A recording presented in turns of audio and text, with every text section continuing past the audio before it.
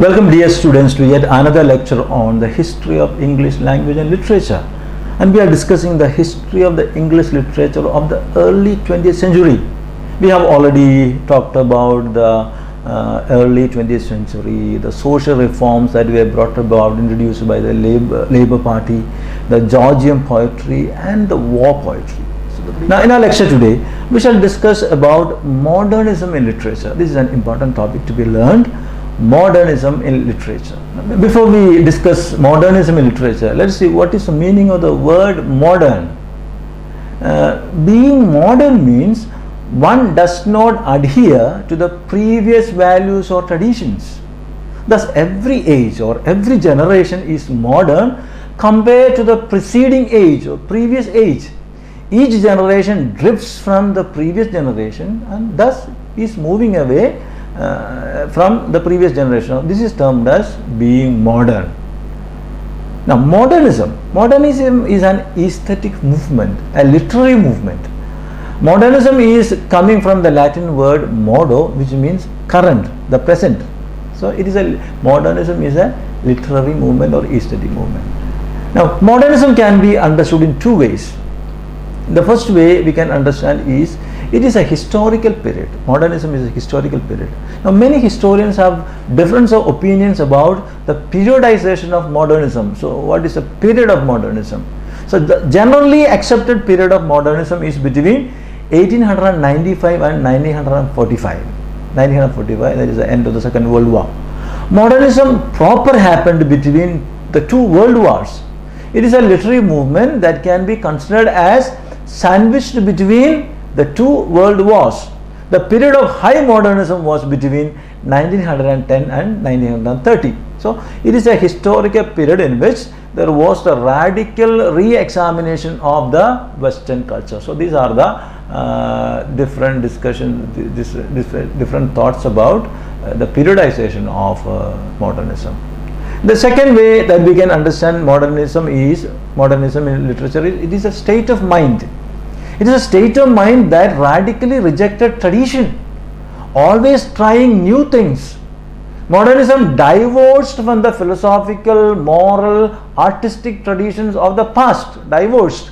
A movement that embraces the new, craving for the new, etc. So divorce of the past and embrace of the new. That is modernism. It's a state of the mind. Now, everything that is traditionally considered as literature is rejected and new forms, newer techniques and newer genres are taking place. Make new. There is a rejection of everything seen as progressive and revolutionary, and there is a movement towards fragmentation. So many people abandon moral, religious and philosophical traditions. So it is a rejection of the past. Rejection of the traditions of the past and embrace of the new forms of literature, new genres, etc., new techniques, etc. Thus modernism is a state of mind that rejects all the traditions of the past and embraces everything new.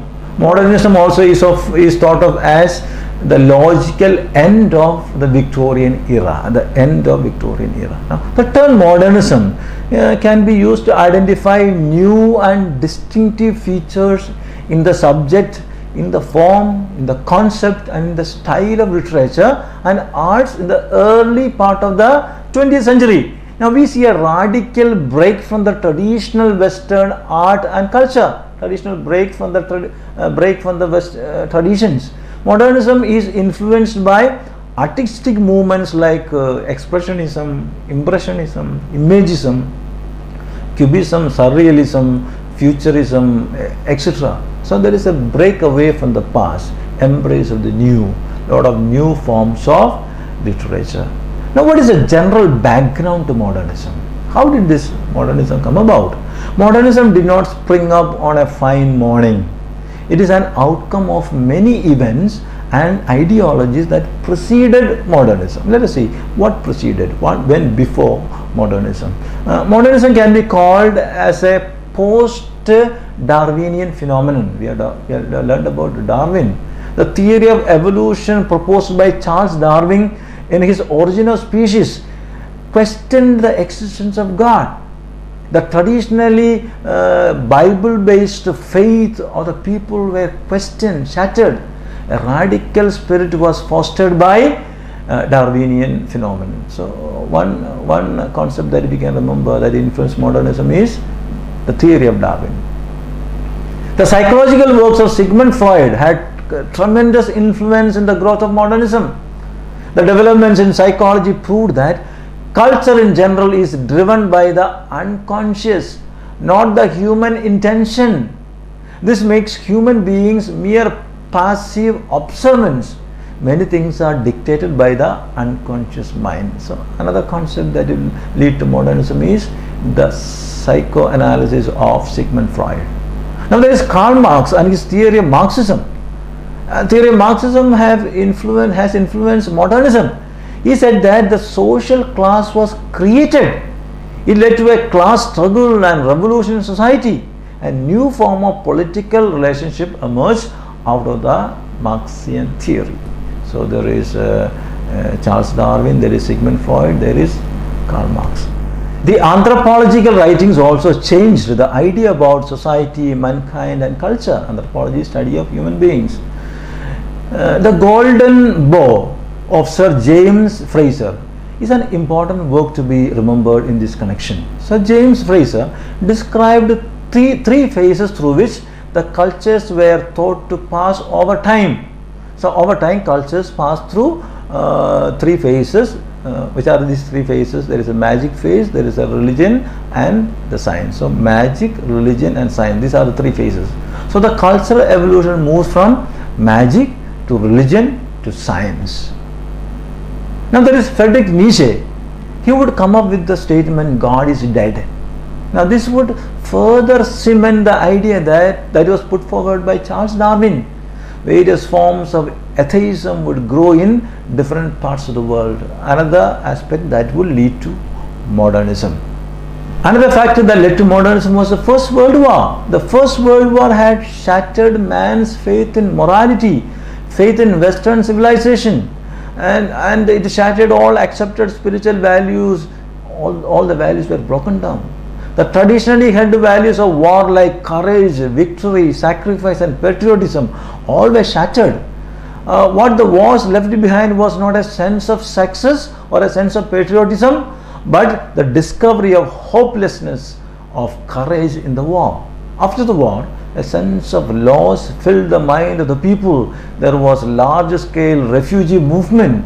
There was so much of racism, poverty, unemployment, and we also witnessed the emergence of the third world countries and neo-colonialism. Now all this led to the realization that cruelty is an integral feature of human psychology and that human existence is very fragile. Another factor that led to the development of modernism. The war also questioned the traditional literary modes, for its efficiency to represent the realities of the post-war period. The existing genres cannot represent the realities of the post-war period.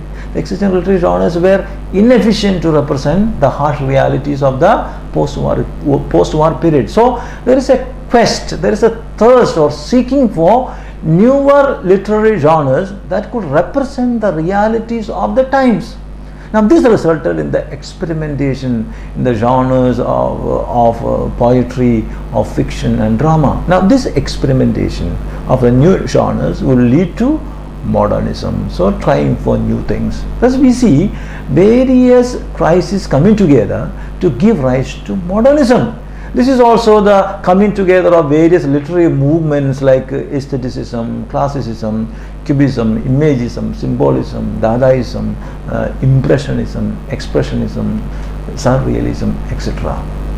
So my dear students, when we consider the general background of modernism, we have just seen some of the factors that led to modernism. We need to remember that the modern age or the 20th century was an age of contradictions.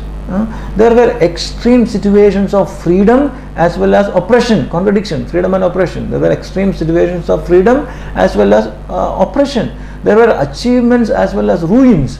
There were great scientific development and dependence on technology And there was also the Great Depression of the 1930s. So an age of contradiction.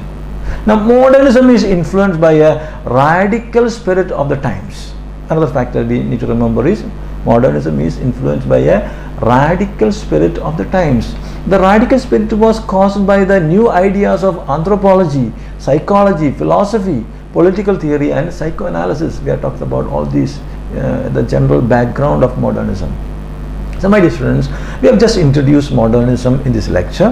Modernism can be understood as a period. It also can be understood as a state of mind.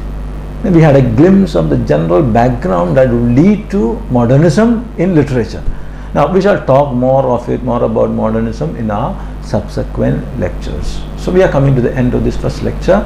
I have just tried to introduce modernism. We said what is modern and what is modernism. Modernism is a literary movement. We talked about the periodization of modernism. Then we also said that modernism is a state of mind. Then we talked about the general background, the factors that led to the development of modernism. I hope this lecture was useful to you. Please, for your assignment, please write a short summary of our class today. Thank you for your patient listening. Please stay safe at home. Have a nice time.